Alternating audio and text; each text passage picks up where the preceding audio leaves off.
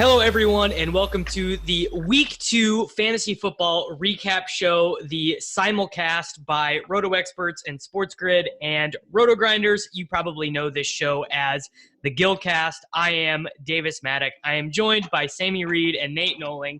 And let me tell you, folks, we are not happy. None of us played the Patriots defense in cash. Some of us were very invested in the Steelers offense, both in tournaments and in cash games. I didn't even have a good tournament team to sweat. I really didn't even have anything to hope for after halftime of the noon game, Sammy. This was the worst day of fantasy football that I can remember. I Davis, definitely. you say this every year. Well, I have a short memory. I'm a fish. Fish have very short memories. I mean, my bungus is still sore from what happened yesterday. I mean, the tilt is just so incredible. Like, for me, the Steelers lost in excruciating and spectacular fish fashion. Ben Roethlisberger's hurt. Juju, who, we all had 100% of, did nothing. Sammy Watkins was useless. Kamara was useless. This entire day was Juju didn't do nothing. Juju had this is one thing I need to get out there. People who are like, Juju's a wide receiver 3 now that Ben is hurt, all this stuff. That's the one thing I want to tell people is Juju is, for real going to be fine. He is so good, and he is going to get targeted so much with Mason Rudolph. I'm actually not that worried about him. Whatever. All you guys listening to this, there's some poor guy on a podcast telling you Juju's going to be fine. There's some guy who had to swap to Latavius Murray in cash games yesterday who's telling you that it's going to be fine. Latavius, this entire day is just, this weekend is excruciating. Fortunately, I think this is what the people want because we all won last week. This is I don't know if people liked last week's podcast where we were just the thing people reacted to the most strongly was me playing Kyler Murray in cash, tilting for 3 hours and then getting there at the very end. So this is a show that people are going to enjoy. I guess the biggest thing, though, is who didn't get hurt in the NFL yesterday? All the Philadelphia wide receivers got hurt. Drew Brees and Ben Roethlisberger got hurt. Damian Williams limped off. LaShawn McCoy limped off. James Conner limped off. Everybody's hurt, man. Even when you played guys that didn't get hurt, the games were so affected by the injuries it didn't matter. Nobody was free from it. Yeah, and as long as you played the Patriots defense, scores were so low. Yeah. It was for real, probably enough because 130 was cashing low stakes triple ups. I don't know. I'm not looking at the super high dollar games, but 130 would have just been an utter smash. You would have had 70% ROI with that. Oh my god! I don't know. Yeah. I ended up at 124.3 and didn't make money. I was tilting. It was frustrating. But you didn't have the Patriots defense. No, I went Texans. Yeah, which, what can you do? So I guess, Nate, you scored the most points out of all of us then? Because my swapped lineup scored 113. My non-swapped lineup scored 97. Strong. The double digit score, Davis. All right, maybe I am looking forward to this show. I already feel better about yesterday. That's my non-swapped lineup is just the chalk lineup. It was 1v1 at quarterback versus the most commonly used lineup, and it had a lot of logical. There are a lot of things that we are going to be able to talk about, obviously. Yeah. Double digits, Davis. I'm not even mad. I'm impressed. Well, that's why I had to swap, dude. That's great. All right, I had 117. Nate just smashed us at 124. Nate just coming in, just dunking. Do you not play head-to-heads, though, so much? I did play some head-to-head, so, I made out a little bit, and then I had one. Yeah, you would have gotten out alive with 124. I had one tournament team with, Mahomes, Saquon, that did well. But it was not a good week for me. You guys, I even had 124 didn't cash double ups. 124 didn't cash double ups. I know. I said 130. It was that close. Yeah, and The Kamara, Michael Thomas tilt with the Jacobs, like 1 yard. Why didn't Teddy Bridgewater throw the ball to Kamara? Why didn't that happen? I don't understand what. Down, dude. That's like the game was. I didn't even have Breeze or anything, so it wasn't like I was tilting in the injury specifically. It was just the injury changed the whole like state of that game. But I think the biggest thing I wanted to hear you guys' thoughts on. I saw a lot of people talking about the Josh Jacobs thing being fish after the fact, and I knew going into the slate that like, hey, I normally don't play a running back that has this high a percentage of his overall projection being made up from just rushing. Like, but at 4 point whatever he was at, and I thought he was going to be 50+% owned in cash games. Like, I thought fading him was a mistake, even though I didn't think he was going to have. And I want to hear what your guys' thoughts are on now. Like, do you think playing Jacobs in cash was a mistake or no? I don't think it was, but I want to hear your thoughts. I think with what we expected his passing game usage to be, I don't think it was a mistake because Jacobs in college was a good pass catcher. That was like ostensibly one of the reasons why he was a first-round draft pick and not a third-round draft pick like his college teammate Damian Harris, was that he was really good in the passing game. And at some level you expect, a little bit of rational coaching. And you also would expect a team with a first-round draft pick at running back to not bench that running back for Jalen Richard, who's on like a veteran's minimum contract. So that was where I was coming at it, is I thought, a large part of his projection is going to be based off of rushing, but also I don't see any reason why he would not be used in the passing game, basically. Yeah. So my take on this, and you guys know this, all week, I was just texting you guys, bro, I am 100% fading Jacobs. This is donkey chalk. I'm not going to get caught up, like 0%, 0%, 0%. And then Joe Mixon ended up playing, which like ruined all my amazing plans. And you guys talked me into playing Jacobs in cash for these reasons. And I mean, you guys played Adrian Peterson, Sammy. Dude, I still think you should have played him, even just because of how owned he was. Like, I think in cash, if he gets 4 more yards, and stumbles into the end zone, Sammy, and you don't have him at 50% owned, your week is over. Like, look, how big of a kick to the undercarriage was it that he finished with 99 yards? It was just like the cherry on top of my week. Like, he had the bonus too, and because it was taken away. It was a miscredited thing by the stats provider. DeAndre Washington ran for 4 yards. They credited it to Jacob. No, they had him as a 1 yard run, and then after the drive, they realized it wasn't even a yard on the run. Because on first down and 10, he got what was supposed to be 3 yards, but it really only came out to 2. So it was tough. It was. I mean, I really wish I would have stuck to my guns. I wish I would have stuck to my guns and let you fish play Jacobs and me do the awesome things that I was going to do. And instead, I let you guys talk me into it, and now I'm poor. And that's the story. Well, who would you have played? I don't know what you would have done. I would have gone to Connor, who did score. He didn't have a great game, and of course he got. Connor sucked. He got 13. But with Connor, you couldn't do Kamara, Connor, and Eckler. No, I would have gone down to Cooks instead of Juju, and Cooks had a pretty decent game. Good game. That's who I ended up having to play was Cooks. Yeah. So I mean, regardless, like. I get the idea that when a running back is going to be really chalky, and he's cheap and he projects for a decent amount of touches, it's fine to play him in cash and then you 0% him in GPPs, which I did. But it felt bad, and I felt like I could really like smash on this slate if I just stuck to my guns. And I mean, the one saving grace is I wouldn't have smashed anyway. But like I'm pissed I played Jacobs and you guys are fish. Yeah. All right. Well, let's go ahead and start at quarterback. You and I played Ben, or no, I'm the only one that played Ben. I played golf.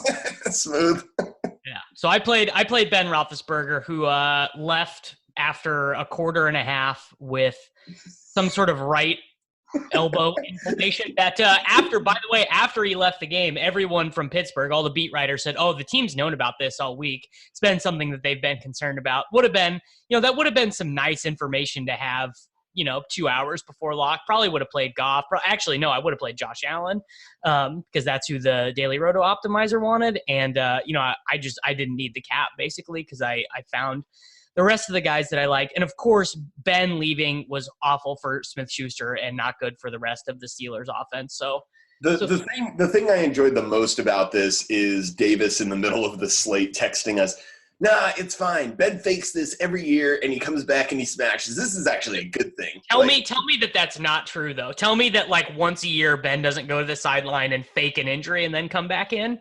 That actually does happen, though. Yeah. Josh Dobbs came in on 2 games last year and had to do this whole thing. So I was not worried until Rudolph came out for the second half, and then when Rudolph came out for the second half, I was like, okay, now I'm cool. Now I'm broke. Yeah. Now I've had enough. Nate, why did you play Goff instead of Josh Allen?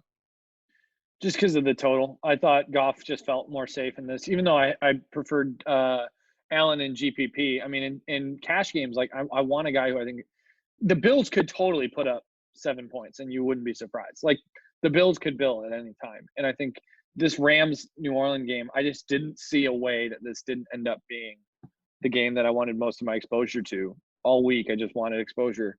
And I don't know with Goff. There's no way LA was going to put up a bunch of points. Goff wasn't that bad. I mean, he was fine. I just think Josh Allen was a better play in cash than Goff was because he adds a little bit of that rushing upside. And the Bills are and I mean the biggest thing is the Giants are the most, like, other than the Dolphins, the Giants are the worst and most pathetic organization in pro football right now. Yeah. So I mean, I get the Allen thing was right there. I just felt like Allen was more of a GPP play and Goff is more of like a cash play that I'm looking for in my quarterback. But Goff was fine. Yeah, I was on board with that. I thought Allen was a good play. Actually, when we're talking about playing that swap where I didn't play Jacobs and I played Connor, I also would have had to play Allen, which I was totally fine with. But I agree with Nate that, I wanted exposure to this game. Obviously, we all had Kamara on the other side, but like you want some Rams exposure, and we all talk about Ben's home road splits. Goff's are really significant as well. Last year, he was like, I don't know, like 340 yards a game at home or something wild like that. So I wanted exposure to both sides of this game. And, anytime you can just smash in like as many players as you can from a 27-9 game, you just got to do it. And that's what we did. Yeah.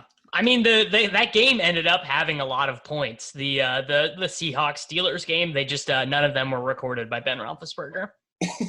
or anybody really that we wanted them to come by. Who scored in this game? How did this even happen? Vance McDonald, dude. 2 touchdowns from Mason Rudolph. I mean, just jam a bunch of Trulies in and play Vance everywhere, and you're rich. Yeah, Tuttle knew. I mean, if I could go back and play the slate again, I would play Josh Allen. I after like seeing the game flow of the games, I think he was the right play. If I could go back in time, I would just not play this slate at all. I would self-exclude. So now let's move on to. Wait, can we talk about? Oh, go ahead. I think we should talk about some. There was so many like quarterback things that what about is Gardner Minshew like? Is this? Are we going to start to look at Gardner Minshew as a play? Davis would have played him this week if prices were a little different. Yeah, if Gardner Minshew was 4,400 and the cap was super tight, I would have been like, dude, just lock and load him. Yeah, this is a fact. Like, I don't know what the slate looks like next week. I haven't looked because, like, I don't want to open, like, my account right now. But, like, we're probably going to play Minshew next week. Yeah. But, like, what? Here's the biggest question, and it really deserves an answer. Why didn't we all just play Patrick Mahomes? Because we were all trying to jam in Kamara. If we had all not decided that even more than that, if we had all not decided Kamara was a lock and we would have said we were fine with Connor, we all would have played Lamar Jackson, I think. Because that was. I was going to say Lamar Jackson was who I want. Looking back, I think Lamar Jackson was who I should have gotten up to. Yeah. And I just fell in love with like these middling receivers that I shouldn't have, but. Mahomes was too priced. I think playing a 7.5K quarterback in cash most of the time is going to be a mistake. What about playing a $7,000 quarterback next week? Baltimore at Kansas City. It's lit. It's Yeah, you got to play Jackson. Let's just right here. Let's take guesses on what the Chiefs' secondary wide receivers cost. So Robinson and Hardman. What do you think that these guys cost on DraftKings.com? Hardman 5.6, Robinson 4.9. Yeah, I was going to guess mid-5s. Robinson is 5.2. Hardman is 5K flat. Oh, Kelsey is going to be the most popular play of the slate. He is 7.1K on DraftKings. Ooh. Yeah. So, I don't know though. Our Oakland's on the main slate? So are people going to jam in 4,100 Darren Waller against Minnesota? No, probably not. Right? No. Yeah. All right. So let's move to running backs. So the 3 running backs that I initially planned on playing, I think we all 3 had these guys: Austin Eckler, Alvin Kamara, Josh Jacobs. Yep. Sammy. Yes, and 2 of them were good plays, and then there was Josh Jacobs. So Big Ben gets hurt and gets 3 points. So I swapped off of Jacobs and I swapped off of Kamara for Latavius Murray and Damian Williams. Basically, Latavius Murray, I figured, was just the leverage play on Kamara. I knew 60% of my opponents were going to have Kamara. Anything happens to him, the Saints get up to a big lead. That's very good for Latavius, not as good for Kamara. Or if they go down a bunch and they just decide not to throw to Kamara at all, despite it. That did happen, and Latavius got 3 points. So Latavius was not a particularly strong swap. Although I don't really know what else I would have. I honestly really don't know what else. Can we talk about the fact that you've been playing daily fantasy for like 9 years, like more than a third of your life, and you put Kamara not in your flex? Yeah, what was that move? I mean, it wouldn't have changed anything. But what you doing, dude? It literally was. I'm sure it was just I had too many things going on Sunday morning. You know, I'm trying to max enter fantasy draft. I'm trying to do like the 1 p.m. only slate. Like literally, too many things going. But don't you use an optimizer? You push 400 lineups out. Like no, not for cash. I upload my GPP. So at the beginning of the week, I enter in all the tournaments, and then I save that as one CSV, and then I keep my head-to-heads and everything I want my cash team in a separate CSV. I know it didn't end up mattering for your swaps. You would have done the same thing, but the people need to know what a giant fish you are. It's so bad. Yeah, obviously, not super optimal, but I mean, I thought the Damian Williams swap had a chance to work out. I thought if there would have been one way that my team would have clawed back, it would have been Damian Williams basically outscoring Sammy Watkins. That would have been huge. Damian had a fairly nice game, didn't he? Yeah, he had no production rushing. He had 9 carries for 8 yards, but he had 1 long catch. I think he had a reception for about 40 yards, and he was like 1 safety tackle away from having an 80-yard touchdown. Oh, I thought he scored. So I'm like in this, dude, I'm in LA right now, and I've been at this wedding, and so I'm like railing this great Jewish ceremony is going on, and they're lifting people in chairs, and I'm like on my phone, like, oh, what's happening in the Chiefs game? And so I didn't get to watch a lot of this, but I thought he had scored. Yeah, that game was crazy with touchdowns that were called back. There was a lot there. So I mean, I think we all thought Eckler was just stone cold. There just was no way to not play him, right? Yes, and what would have been really sweet is if he had scored instead of fumbling on the 1 yard line that one time. Yeah. His workload is great. I mean, he's, what did he have? 70% of the rushing attempt share with another 16% target share. Melvin Gordon. Yeah, he's just the same Melvin Gordon, only cheaper right now. Yeah, he's second in the league so far in expected DK points for running backs behind Christian McCaffrey, above Saquon. So, I mean, he's 17 rushes, 6 targets for the second straight week, making an impact through the air and on the ground and getting goal line work. It's great. Yeah. So that's what's going on there. Kamara, I mean, there's nothing to say. Like this Kamara thing was there's nothing that we're going to gain from this. It was a complete anomaly. I mean, I'm just tilted. I'm just tilted because I caught some of this game, and all I saw was Mike Thomas running these little short routes, and then Kamara being wide open, kind of 8 yards to the side, and Bridgewater just choosing to throw to Thomas every time instead. And Kamara just got nothing. He had one catch. They were down the whole game, and he had one catch. Like, why? Why did this happen? Because Teddy Bridgewater's not as good as Drew Brees, and so things are just going to go sideways in a way that's not predictable. When a quarterback gets injured mid-game, it is what it is. Dude, when you're a backup, get in there and dump the ball off. That's what you're supposed to do.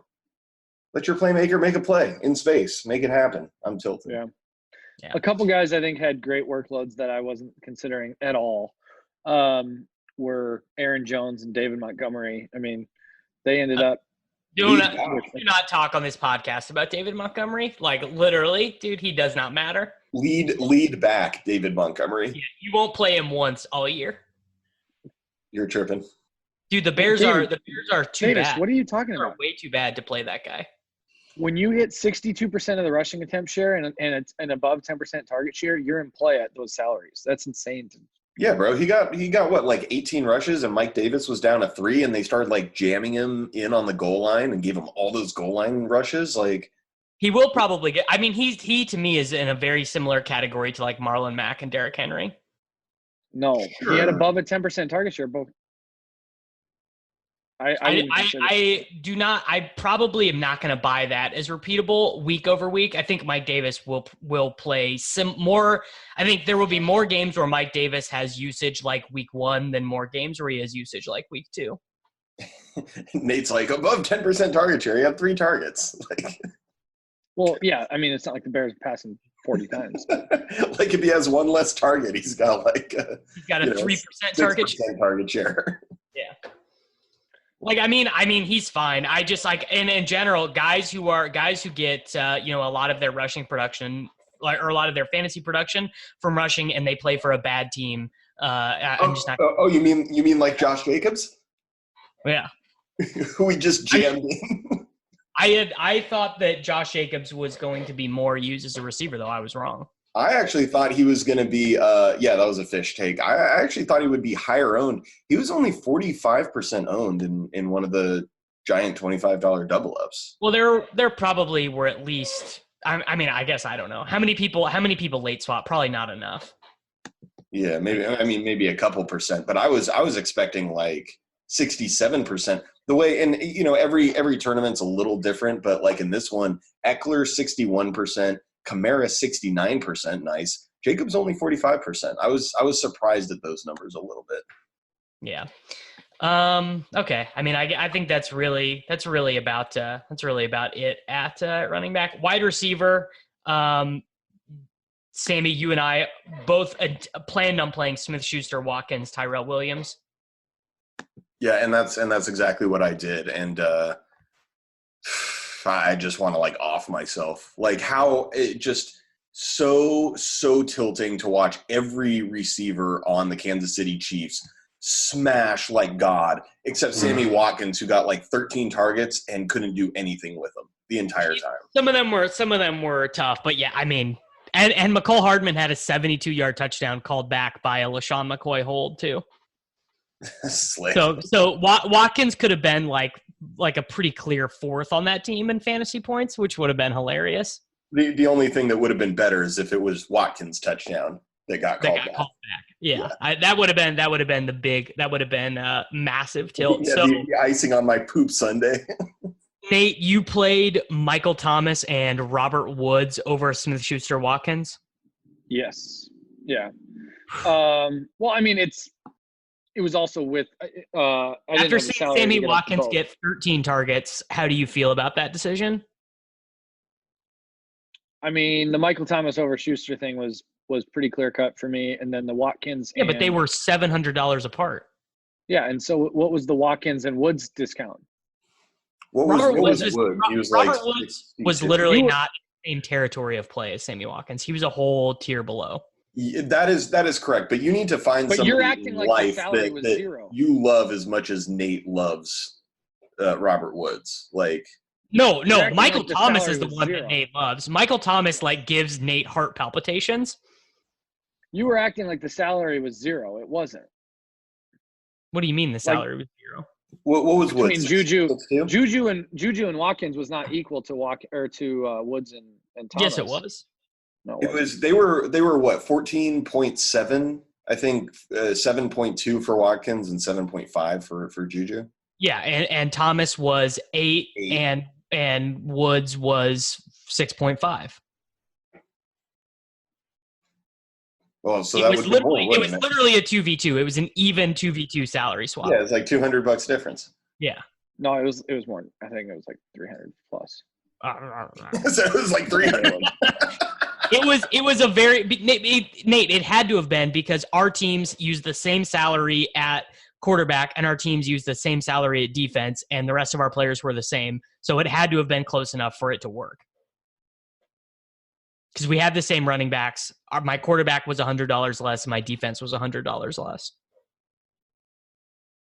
I'm so close to stabbing myself in the eye right now. Yeah, this is horrible. Yeah, this is terrible. What I'm trying to tell you is that it was it was a $300 difference, and I still to this moment don't believe Michael Thomas. I mean, you can argue the Woods thing was fish, but like, I don't think it's fish. It just wasn't optimal. That's the difference. Like, I don't think you did something like horrible and undefensible. I just think you very clearly did not do something that was optimal. I'm going to vote fish on this one. Taking Michael Thomas, the clear number one in one of the highest total games of the week, from like the Michael Thomas over Juju thing was so clear cut to me. I mean, Sammy Watkins, a clear number one on the highest total of the week. Yeah, against Robert Woods, who's like one of 3 guys that a good team uses through the air, and not playing Watkins was really bad. Correct. Dude, he got 13 targets. I'm sure he got 13 targets from Patrick Mahomes. What do you think the average fantasy point expectation of 13 Patrick Mahomes target is? Like 20?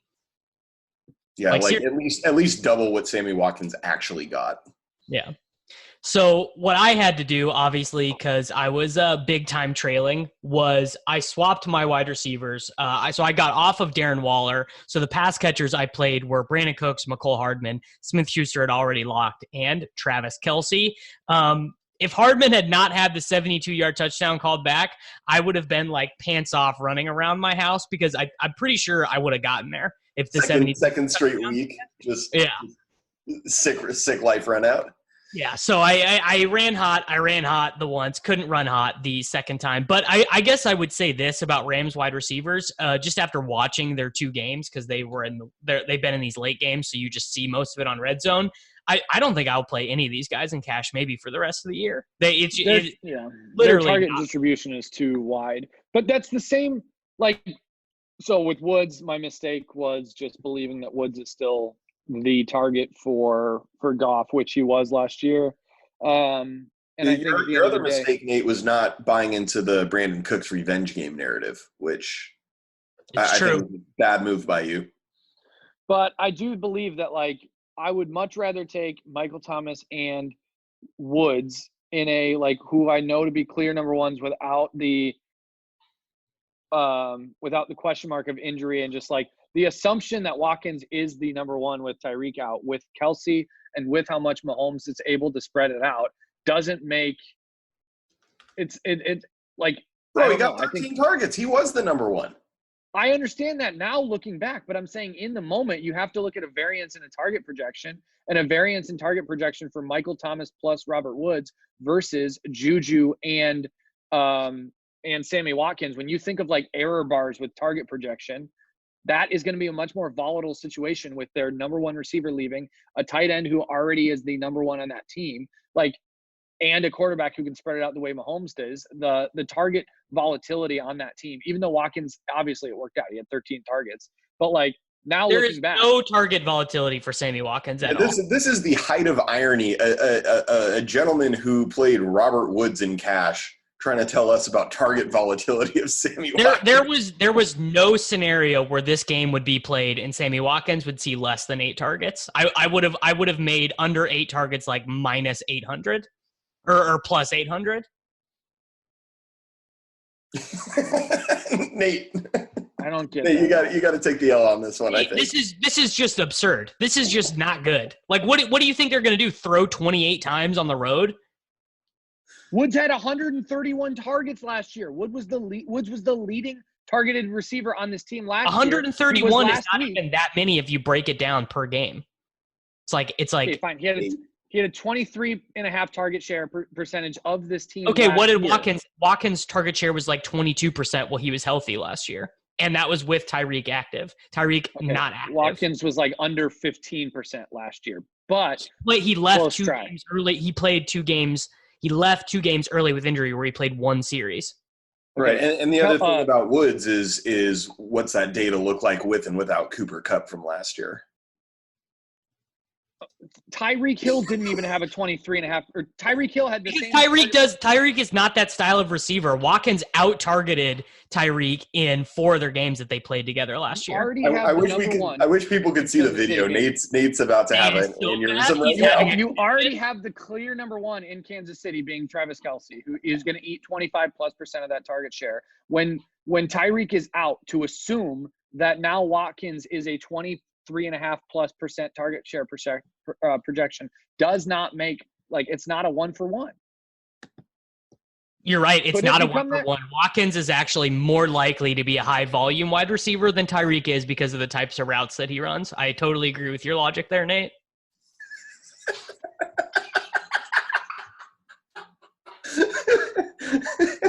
Well, the Woods guy who leads the best offense in the NFL in targets in a game, not good enough in Nate's projections. That's what I'm hearing. Coming out of week 1, you couldn't. Being a parent can be really challenging. Child and Family Resource Network focuses on connecting pregnant parents and those with kids under the age of 5 with free support services to help them on their parenting journey. Everyone deserves someone they can turn to for help with parenting. Visit childandfamilyresourcenetwork.org today. My name is Joanne. This is my father. I know what's happening with my body. I won't be able to take care of myself. When the time comes to get more support for your parents, CARE can help you find qualified caregivers nearby. What would help me is if there could be somebody there that could check in on you. I realize I have to do it. The best decisions are made with CARE. Find help for your mom or dad at care.com. He got the same amount of targets as Hardman and Robinson combined. Like, it's okay to be like, I thought this one thing was wrong. I feel bad about it. Like sometimes you got to just eat the L, dude. Yeah. Just take the L, Nate. It's okay. Robert Woods had 2 catches, bro. He had 2 targets. We have not seen a game where Robert Woods is going to have 2 targets. He had a 23% target share of this team. You're not even making the one argument you could make right now, which is that Drew Brees getting hurt just ruined the Rams game plan, and they didn't even have to air it out, really. Big error bars on Robert Woods. Okay, I'll take. We have just seen Robert Woods low in targets of the year at 2, and we have seen 98th percentile of Sammy Watkins will not have more than 13 targets. I mean, we literally saw the highest we're going to see from Watkins, and we saw the lowest we're going to see from Woods, and you guys are acting like that should have been assumed. Correct. I don't think the low for Woods should be assumed, but I think you probably should have been projecting Watkins towards like to have his most targeted game of the year. Yeah, we need to move on from this. We're giving Nate the L. We're moving on. Yeah, Nate, hold the L. Nate, you have. Yeah, it's fine. I'll take the L. I mean, I took it. So at tight end, I hope everyone enjoyed Darren Waller week. This is the last time you should ever play him. I didn't enjoy Darren Waller week. This was my fade. I steadfastly refused to play 3 Oakland Raiders in cash. And since I got talked into Josh Jacobs by you, Fish, I decided to fade Waller.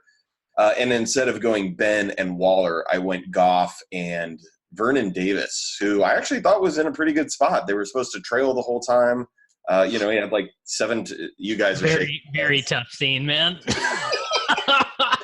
At least you didn't play TJ Hawkinson, who you were insistent on playing. You were going to play. I was very close to Hawkinson. He had a lot of air yards last week, bro. Air yards.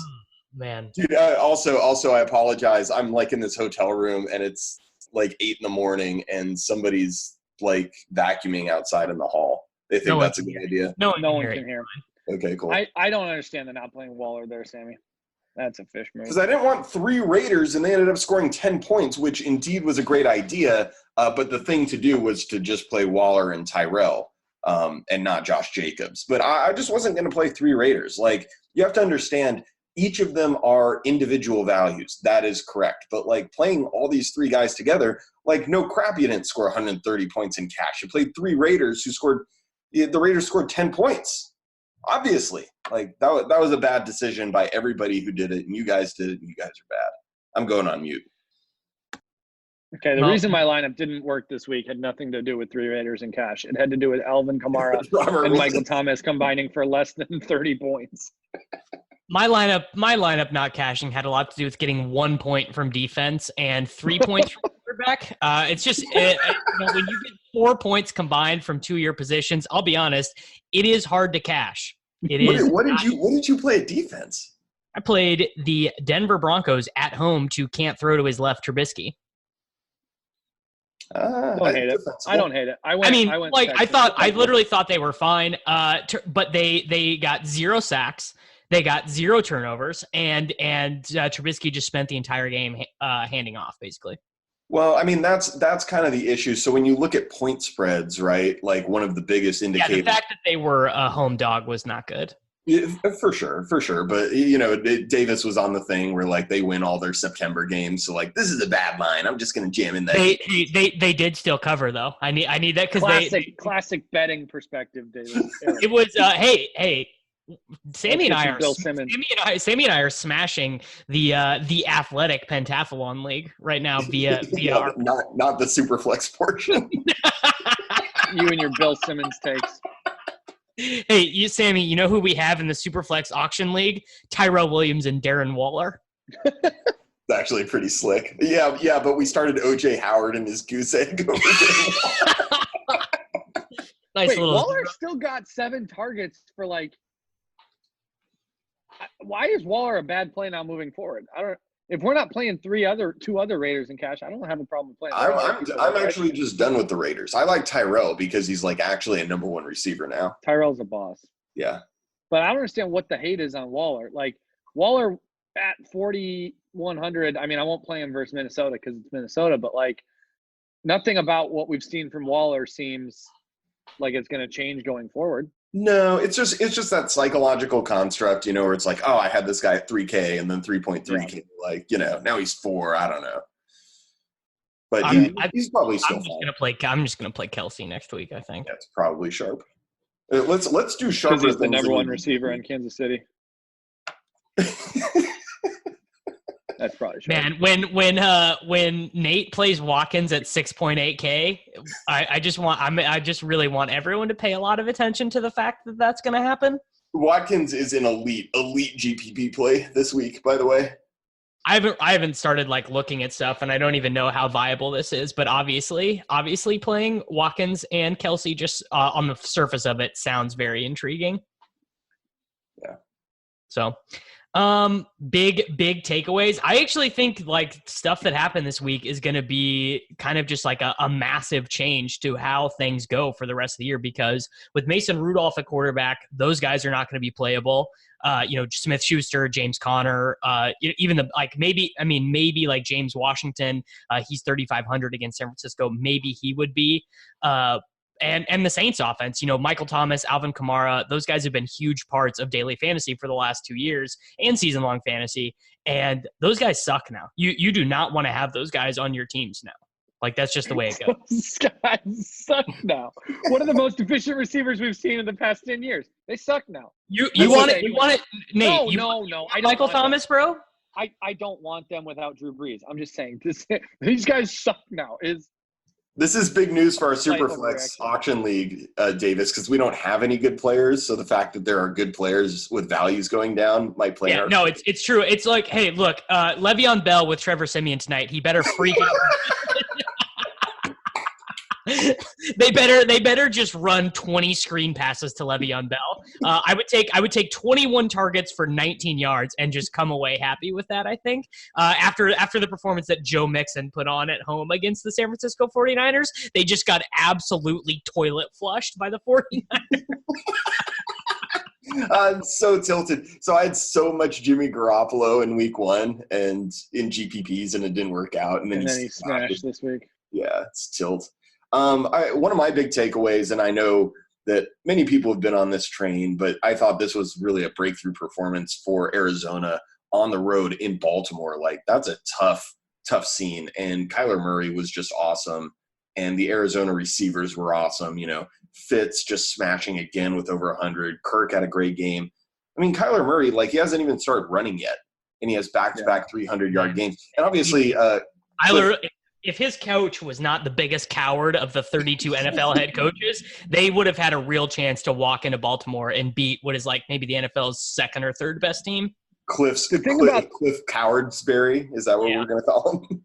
The thing about Arizona is outside of Fitz, like, it's going to be really hard to have like a sustainable target projection for these guys because he's going to spread it around. Like, Kirk's going to get his, Johnson's going to get his, Bird's going to get his, DJ's going to get his. Like, I don't think that's true at all. Fitzgerald and Kirk are stone cold locks for 10 plus targets every single week. Keyshawn Johnson will be Keyshawn will be third. Like, I don't view it as it being not repeatable at all. I think Kirk is kind of just the boy every week. I think Andy Isabella will be like a league winner, like come like week 12. But Davis, like, Larry Fitzgerald is still a guy in that offense. Like, he's still going to be the one who gets most of the target share. Kirk and Fitzgerald are 10 plus targets. They're throwing 40 passes a week. Yeah. Here's something else I learned, and I think this is important.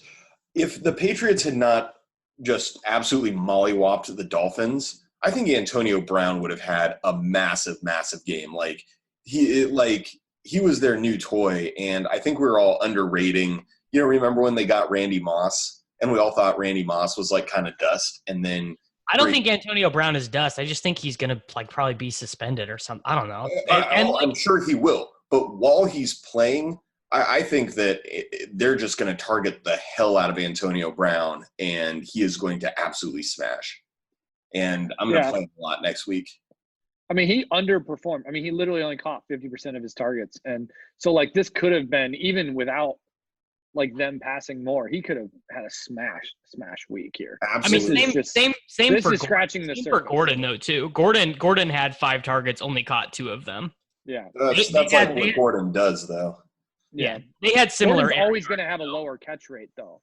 Gordon's always going to have a low catch rate. Antonio Brown's not going to catch 50% of his passes. Like, I just think it was really clear that they had a new toy and who's just still pretty elite, and they were like, dude, we are, as long as he's on the team and he's playing, we are going to target the hell out of him and like steal people's souls. And dude, so are you guys going to play Frank Gore and Cash at home to Cincinnati next week? better than Josh Jacobs. I mean, if Devin Singletary doesn't play, they are down to a fullback and TJ Yeldon, who they have not given a carry or a target to yet. Ooh, this could be a fun week for you, Davis. TJ Yeldon week all over again. Also, let's just we need to have this conversation about defenses, right? Because the Patriots broke the slate. Like huge. Like they got like what? Like 38 on DraftKings, I think. Yeah. So have you guys looked at DK prices yet? For next week? No. Yeah. No. Okay. Absolutely not. I'm not opening the client. What do you guys think the Cowboys at home to Miami cost? 4.1. Okay. Yeah, probably above 4. What do you think they should cost? 4.1. Probably above 4. They are 4.3. They are $500 more expensive than every other defense. Yeah, I mean, so we were talking about this a little earlier, but one of the biggest things you can do to pick a good defense is just pick the teams with the biggest point spreads. Yeah, like, teams that's going to face the most pass attempts. Yeah, exactly. It's almost that simple. I mean, so much of like the line versus line stuff and all this is baked into that spread. And so this is why the Texans, Nate, you played the Texans, right? Yeah. This is why we played the Texans. They were like 8.5 or 9-point home favorites. And as much as you like Gardner Minshew's, like, cool swag and, 70s outfits. Dude, like, they almost won this game outright. Dude, Gardner Minshew ended up being like one of the most efficient passers of the – but it doesn't matter. Like the Texans defense scored 10 points, right? Yeah. That's why they were a way better play than the 2-point underdog Denver Broncos, right? And so the Patriots were like 18.5-point favorites. And their defense smashed. Like there's a and studies have been done. There's a big correlation here. So I think that that's one thing that you always need to be conscious of. I just can't imagine spending allocating that much salary towards defense and cash games. Yeah, you're going to say that, and then Josh Rosen is going to come in the fourth quarter, throw 2 pick sixes, then it's going to be Coffins to a 40% owned defense again. Steelers weren't 40%, or Patriots weren't 40% in cash. They were I know they weren't. I'm exaggerating, but they were big time owned. Yeah, next week already seems interesting because if Deshaun Jackson and Alshon Jeffrey and Dallas Goedert are all not out, we're like, welcome to Nelson Aguilar chalk week. Like Nelson Aguilar is going to be the new Josh. That drop yesterday tilted me so much. Even my showdown slate was tilting. Yeah. I mean, I tweeted last night, there's nothing sadder in daily fantasy than the Sunday Night Football showdown slate where 50,000 dudes who spend all day losing money fire open their laptops and try and justify the time. Next week's a Jameis week.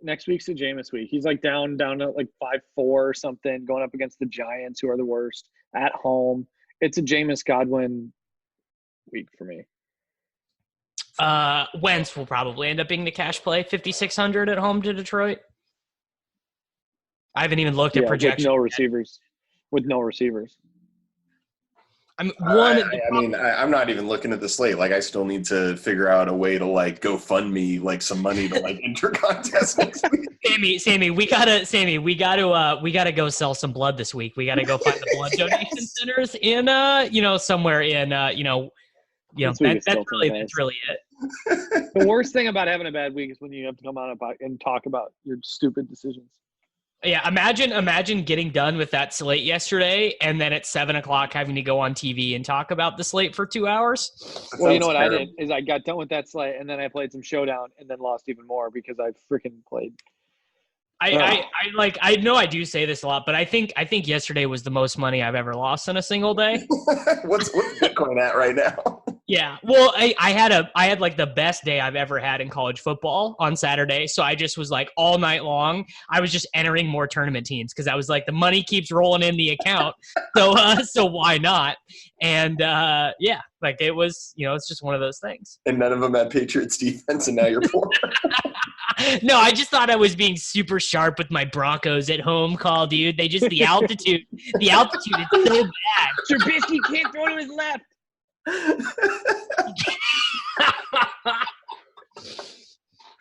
Yeah, he can't throw to his left. I actually do have a serious question for you, Sammy. So let's say Roethlisberger misses a month, but we also get James Conner out for a month. What do you spend on Jalen Samuels and/or Benny Snell in Fab?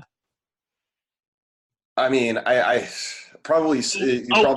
Literally, as we are on air right now, Big Ben done for the year. Like literally, like this, not retirement.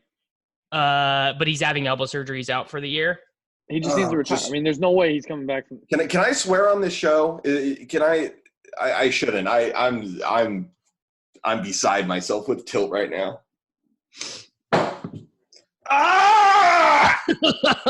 So I hate football so much. Like, this is just the absolute worst. Like, why do we do this to ourselves? Like, I love this team. I got this jersey. Do you guys know I'm going to the San Francisco Steelers game next week? I want to sell my tickets on eBay. No, Mason Rudolph. Yeah, hold on. I'm gonna Amazon a Mason Rudolph jersey right now. When can it be here? Oh man, that was some amazing live. I wish we were streaming right now. This would be amazing. This is gold. Dude, I'm like in a wife beater in like this like hotel in downtown LA, and I'm about to like drive home and just like stew in tilt for 6 hours. It's just the stone worst. Listening to podcasts about how Ben's done for the year.